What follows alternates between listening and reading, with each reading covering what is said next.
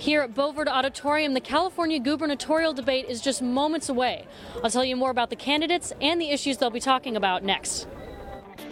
USC's acceptance rate has dropped yet again. We take a look at the newly admitted class of 2022. And USC's annual Spring Fest has some new rules. We hear from the USG Concerts Committee. Annenberg TV News is next.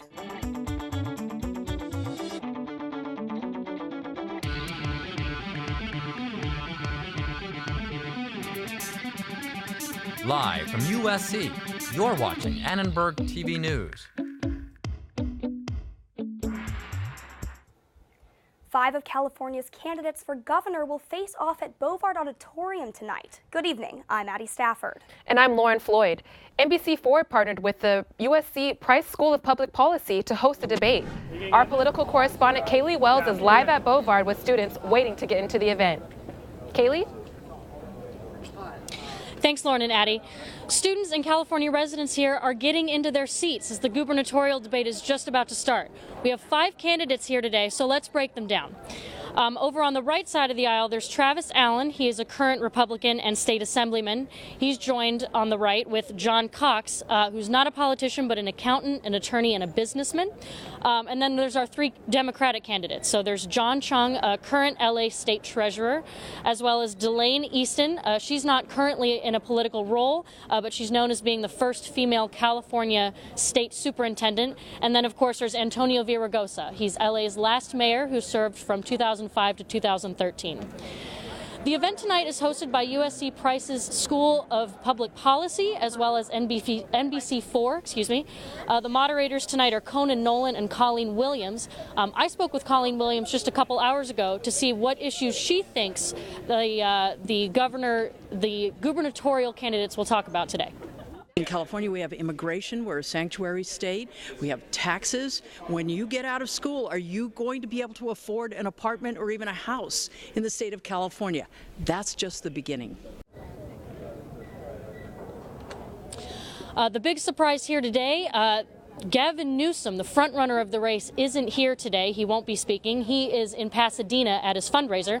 I spoke to political expert Frank Zarunian about what that might mean for his campaign. 7 months is an eternity, total eternity, even for Gavin. That I think he's feeling pretty confident, and hence his ability to say no. I'm joined here today with student Ben Gold. He is a freshman who's here to watch the gubernatorial debate. Ben, thanks so much for being here with us. Anytime. So what are some of the issues that are important to you that the candidates should talk about? So today we're going to see a lot of very important issues such as the use of taxpayer money and how the state government will be reacting to the changes in the national government that have occurred in the past few months and years as well. It should be an excellent litmus test for where our country is going overall in the midterm elections. And what do you think it's important that the new governor of California do in his role? I think it's very important that the government is fiscally responsible, especially with the upcoming new federal budget plan that was just passed on Friday, as well as being able to recognize the needs of California citizens and making sure that those needs are vocalized and represented on a statewide level. And do you have any expectations about how the debate will go tonight?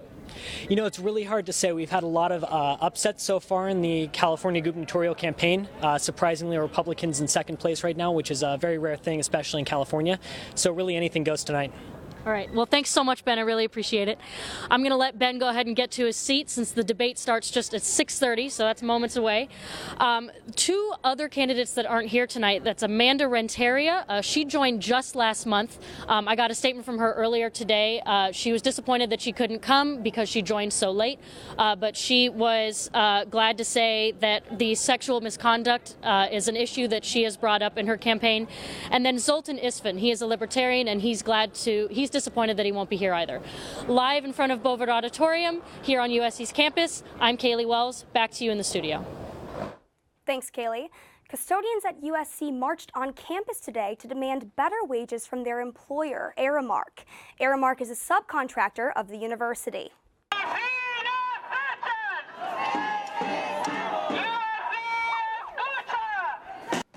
Custodians say they are making just above the minimum wage.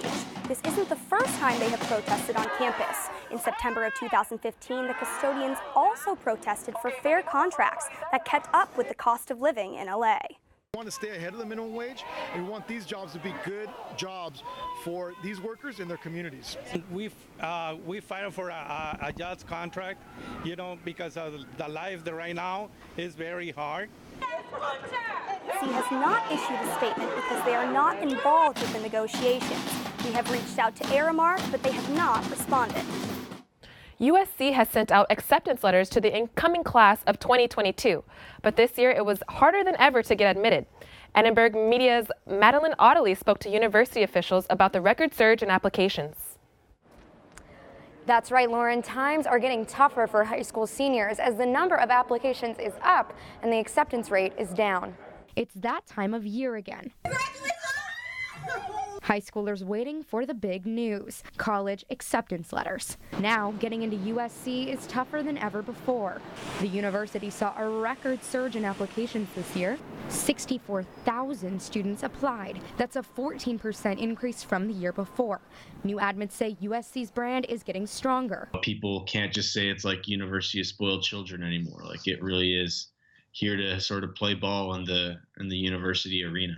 But more applications means more rejection letters. USC's acceptance rate slid 3 percentage points from the year before. It's now down to 13%. Dean of Admission Tim Brunold says this is unavoidable. When we seek to admit a class of students, we're not trying to hit a particular admission rate, but instead the admission rate ends up being the result of how many students applied and how much space we have at the university. But the Trojans aren't alone in this trend. Business Insider reported this is the toughest year on record for students hoping to get into an Ivy League school. Overall, most elite colleges are getting more competitive, so students are applying to more schools than before. One of the main reasons for the spike in applications is the Common App, which makes it easier than ever to apply to more schools. Once a student has made a new account, the app allows them to mass submit general information to more than 700 schools. This just fuels the cycle. And while USC is proud of its success, Dean Brunold acknowledges some concerns. We worry about the challenges this presents to applicants. There are many students who will not be offered a spot at USC, not because there is anything wrong with their application or with their candidacy. Some students feel more proud than ever to be a Trojan. I think it's just gonna get better from now on, and looking at the way students are getting more and more dedicated, seeing that like everyone wants to get that A and like everyone is working hard. USC also released the diversity breakdown of the applicants. 69% of the admins are students of color and 14% are first-generation students. 39% of the newly admitted students are from California, while 17% are international. They come from 87 different countries. Admits will have until May 1st to make a final decision about what college they want to go to. Addie, back to you. Thanks, Madeline. USC appointed a new member to the Board of Trustees, the CEO of United Airlines and Trojan alum Oscar Munoz. President Nakia showed his support for the alum in a statement saying, quote, Oscar Munoz is an extraordinarily talented leader, highly effective communicator, and distinguished Trojan alumnus. His knowledge, management skills, and business acumen will be a tremendous asset to the university and our Board of Trustees, end quote. But United Airlines has faced some recent scandals, including a video that went viral last year of Dr. David Dow being dragged off a United flight after refusing to give up his seat. After the incident, Munoz apologized for the passenger's treatment, calling it a, quote, system failure. Though some USC students believe Munoz will benefit the university, others aren't so sure. With the reputation of United right now, it might not reflect greatly on the school at the same time. Well, honestly, in USC's eyes, I believe it's a great investment because he definitely is a very powerful man, and he obviously has a lot of resources that USC can benefit from. There are around 55 people on the Board of Trustees who govern the school. Their duties include approving the annual budget, tuition rates, and the campus master plan. They also have the power to accept or refuse university gifts and advise major changes to academic programs. Munoz was a first-generation college student from an immigrant family and plans to advocate for others with similar backgrounds on campus. USC's annual spring concert, Springfest, will have more security policies because of last year's overcrowding and mid-show cancellation. No guests are going to be allowed into SpringFest, so don't bring your friends from other schools, just you and your student ID. The second thing is you have to register for a ticket. So it's free, any USC student can register, but you have to go into the link that's on our Facebook event page, register yourself with your student ID number, and that's what you have to show to get access onto the quad this year. At this year's SpringFest, students must pre-register for tickets. Admission is first come, first serve, and not guaranteed. Only USC students will be admitted, and party lawn has been added to increase capacity. And as always, containers and large bags are not permitted. SpringFest will be on Saturday, April 7th. The global refugee crisis and the U.S. response were topics at a Dornsife event today. We'll take you there. And 60 Russian diplomats will no longer be allowed in the States. We take a look at why. Then, a South LA student spoke at the March for Our Lives protest in D.C. Reaction from the community next.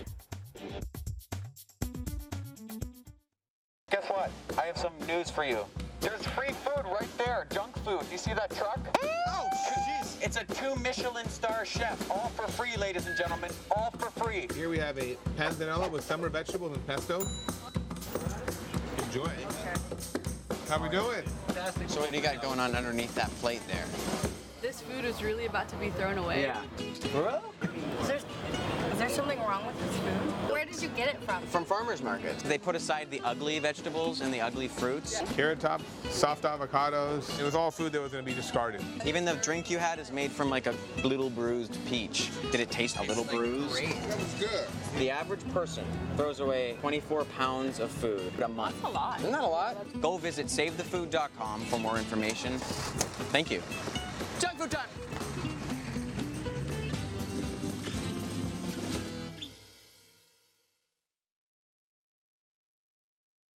Adventure can be found anywhere, but the best place to start is in the forest. I spy something beginning with S. Snow? No. Snow-covered trees. Nothing to do with snow. Head outside to discover incredible animals and beautiful plants that come together to create an unforgettable adventure. Wow. So grab your loved ones. Don't even. And explore a world of possibilities. Come on, this way. Visit discovertheforest.org to find the closest forest or park to you. Porn star Stormy Daniels filed a lawsuit today against President Trump's personal lawyer for defamation. Daniels says that she and Trump had an affair in 2006 and spoke about it in a 60 Minutes interview last night. Attorney Michael Cohen issued a statement in February saying that the affair never happened. Daniels' lawyer says his statement caused her hatred and ridicule. Her new lawsuit will amend the one she's already filed against Trump and his attorney for making an illegal agreement to keep her quiet before the election.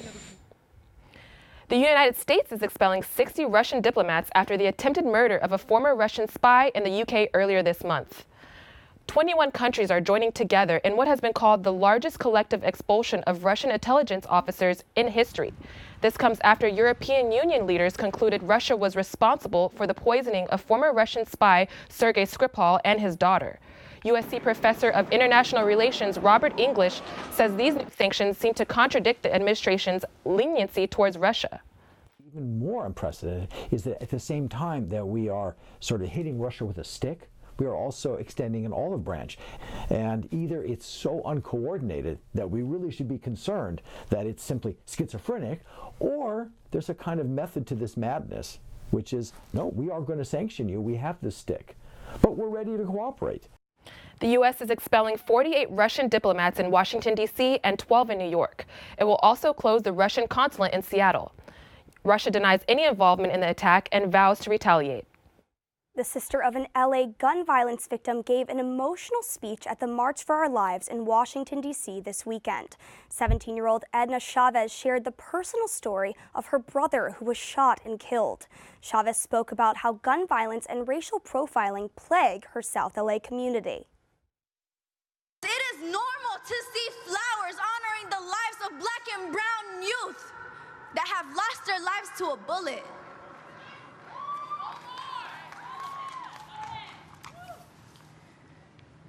How can we cope with it when our school district has its own police department? Instead of making black and brown students feel safe, they continue to profile and criminalize us. Chavez said disadvantaged communities need more resources to fight gun violence. Melanie Kimes of South LA's Community Coalition has worked with Chavez for the past 2 years and says the team is the perfect person to speak about the issue.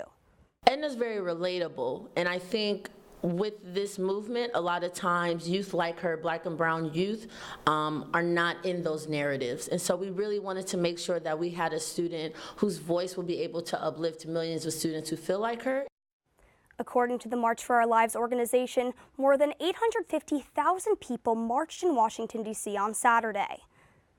Now, I don't know about you, but the rain last week really bummed me out, so I'm hoping this week is better. Let's head over to Anissa to see what's going on this week. So it looks like we are finally getting back to our beautiful LA weather. Today it was a nice, beautiful day. Right now it's 74 degrees with 50% of humidity.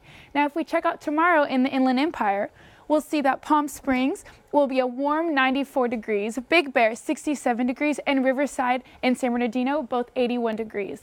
Now, if we head towards the valley, we'll see that Simi Valley, 75 degrees, Thousand Oaks, 78 degrees, and Malibu, 72 degrees. Now, if we head right over here to USC, we'll see that USC is 75 degrees, Glendale, 80 degrees, and LAX, 73. Now, for your 5-day forecast. It looks like we will be getting a nice warm week. Tuesday and Wednesday will be in warm 76, 75 degrees, and we'll stay in the warm 70s as we head towards the weekend. Now, over the weekend, multiple counties in Southern California received urgent wind advisories. I spoke with the USC weather expert to find out exactly what this wind advisory is. If we have a wind advisory, it usually means that we have a high pressure center system close to us. But what makes this so interesting is it's this high pressure center that has basically been sitting off our coast almost all of this fall winter season, and it has been stopping low pressure centers that carry rainfall from reaching Southern California. The National Weather Service has issued wind advisories for 5 counties: Los Angeles, Ventura, Orange, San Bernardino, and Riverside. Wind speeds are expected to range from 15 to 30 miles per hour, along with gusts of wind that could reach up to 40 miles per hour. The wind advisory will end Tuesday at 12 p.m., but residents and commuters from these areas should be extra cautious while driving to avoid vehicle movement from these gusty winds. So be aware of the wind, but nice to have that sunshine ahead. Yes. Thanks, Anissa. Donald Trump has slashed the number of refugees allowed into the U.S. by more than half since coming into office. International Relations Professor Aristotle Tsiampris spoke today at the USC Dornsife Conference on the global crisis. In fact, we live in an era of refugees. The number of refugees today is estimated to be 21.3 million. That's the highest since World War II.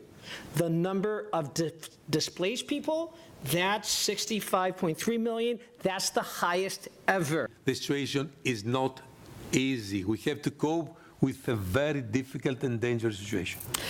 Conference attendees watched video of refugees in other countries and discussed immigration policy in Europe and the U.S. In the past 6 months, the U.S. has admitted over 9,600 refugees. During the same period, the city of Los Angeles resettled only 20 refugees. The woman at the center of the U.S. Supreme Court case that ended segregation in schools has died. Linda Brown was 7 years old when her father tried to enroll her in an all-white elementary school in 1951. Her father then became the lead plaintiff in Brown versus Board of Education. The Kansas case became an important milestone in the civil rights movement. Linda Brown was 76. U.S. stocks surged today, their largest one-day climb in 2 years after suffering their worst week in years last week. Tech companies and banks were responsible for much of today's gains.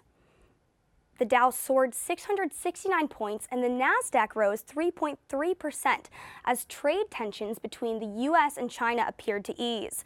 The Dow closed at over 24,000 and the Nasdaq closed at over 7,000 points. Now, basketball season is over, but apparently they're still making headlines. Yeah, I hear we have a new coach coming to USC. We do. We've got an update on USC's basketball's latest hiring and why some people are saying it's controversial. And the end of March Madness is in sight. Sarah and I give our predictions for the tournament champ. And finally, we look into women's water polo's All-Star Weekend. All that coming up next.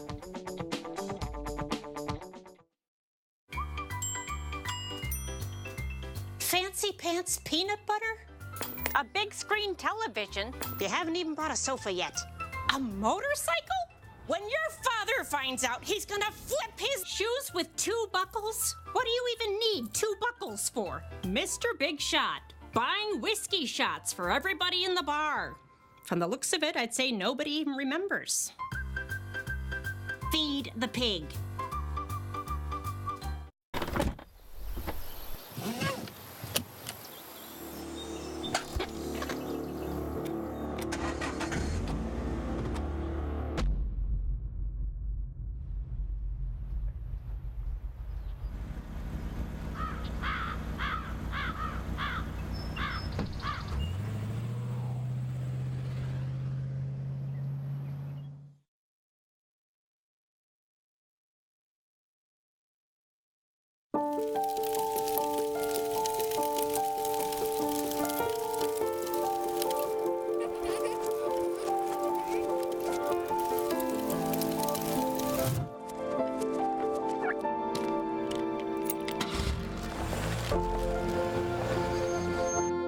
Did you know parking over tall, dry grass can spark a wildfire?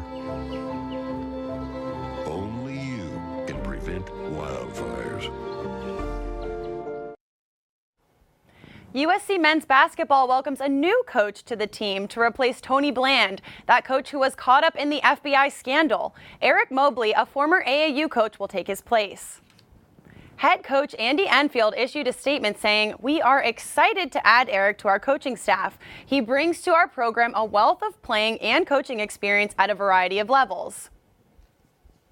Mobley comes to USC after 11 years as an AAU coach. He played in college at Portland and Cal Poly Pomona, but has never actually coached for a college team.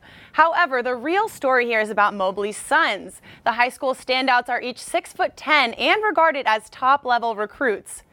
And now, while none of this technically violates NCAA rules, there are a lot of people scratching their heads at the possible ethical implications. However, this isn't the first time a college team has hired an assistant coach who has talented sons. In fact, just last year, Missouri hired Michael Porter Sr., the father of the highly recruited Michael Porter Jr., who then followed his dad to the school. And the March Madness continues. Sarah, what's going on with that? Well, before we get to the men's teams, in the women's tournament, top seed UConn just beat South Carolina 94-65 to snag the second to last spot in the Final Four. Right now, the Fighting Irish and Ducks are battling out for that final spot. Let's check in with the score.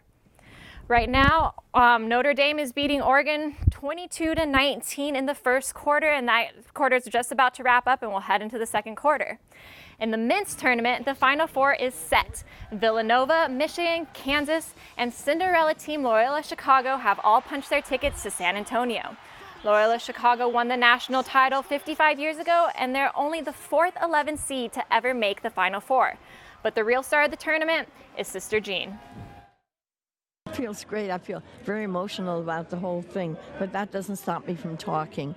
I want to thank everybody who had part of this, and I keep saying, be careful, San Antonio. The Ramblers are on their way. There's just a week left until the championship. We've got an 11 seed, 2 number 1s, and a 3. Mary Page, what are your predictions? Well, Sarah, I love a Cinderella team, and I've been loving watching Loyola Chicago throughout this entire tournament. I'm going to say Sister Jean is going to take them until the finals, and they're going to end up there. Now, down here with these guys, Kansas and Villanova, it's going to be a tough match, but I've definitely got my money on Villanova. They've been pummeling their teams, beating them by an average of 18 points. They've got a lot of pro-caliber players. I'm saying that they're also going to the finals. You know what? I have that exact same championship game. Like you said, Villanova completely dominating, and Loyola Chicago, you can't go wrong with them. But the real question is, who is your champion? Villanova, definitely. I gotta say, they have the experience. They've been here before, and I'm definitely gonna bring them to the championship. You know what? I have to disagree. I'm gonna have to take this and cut Villanova out of the championship game. I love a good Cinderella team, and I really think that Loyola Chicago can pull it off. Sister Jean is going all the way to heaven, and Loyola Chicago is taking it all home. I know a lot of people would really like to see that. But now back to USC. Over the weekend, track and field participated in a very special meet here at USC. The inaugural Power 5 Trailblazer Challenge meet took place last Friday and Saturday. The meet was designed to feature the only Power 5 conference schools with female head coaches leading both the men's and women's programs. Along with USC, Miami, Ohio State, Mississippi, and Tennessee all debuted pink uniforms to honor their coaches. USC claimed 6 victories at the meet, including the men's 200, women's 100-meter hurdles, and shot put, and both 100-meter relays. Water polo was also putting in work over the weekend. The number 3 Trojans had a dominating 19-3 win over number 8 Pacific. Sophomores Denise Mamalito and Maud Meggans went off for the Trojans, with Meggans scoring a career-high 6 goals in the first half alone. She ended the game with 7 goals, the 3rd highest ever in a single game for the Trojans.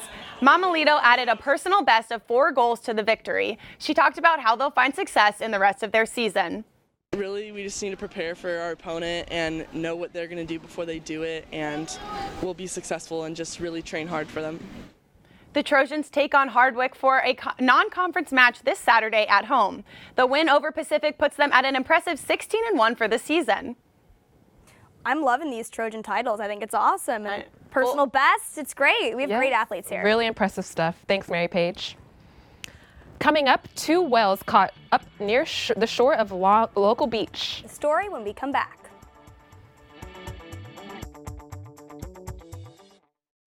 One in 6 seniors faces the threat of hunger, and millions more live in isolation. America, let's do lunch. Drop off a hot meal and say a quick hello. Volunteer for Meals on Wheels by donating your lunch break at americaletsdolunch.org. 迷惑ボーイ。ここはなんとかしなくちゃ。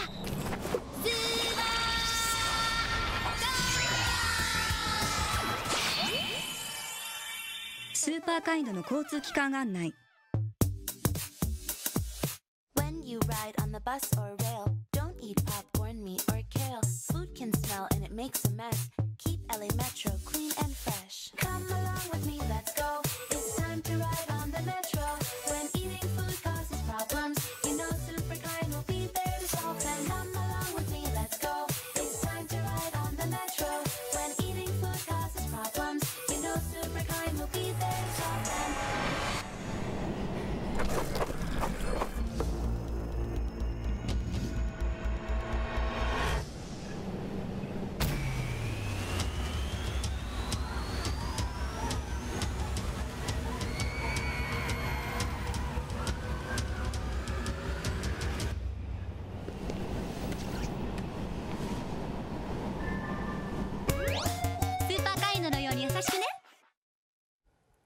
A pair of wandering whales were spotted swimming in shallow waters at Seal Beach today.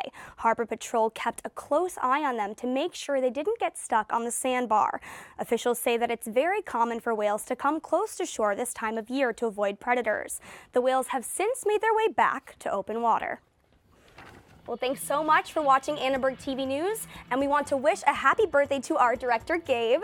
From everyone at Annenberg Media, I'm Addie Stafford. And I'm Lauren Floyd. You can watch us on the web at uscannenbergmedia.com. Good night.